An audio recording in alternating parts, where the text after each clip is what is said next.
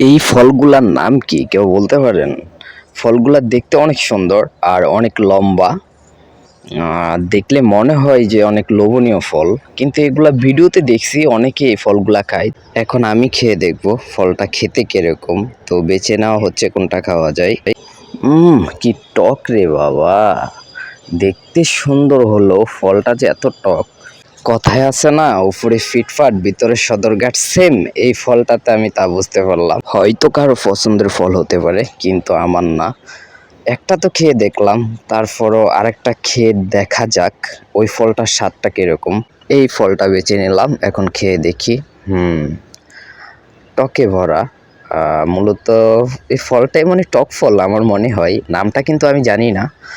আর যাদের টক পছন্দ তাদের জন্য এই ফলটা প্রিয় হতে পারে। দেখুন কতগুলা ফল ধরছে, আর ফলের সাইজগুলা কিন্তু অনেক বড় বড়, মানে অনেক লোভনীয় ফল।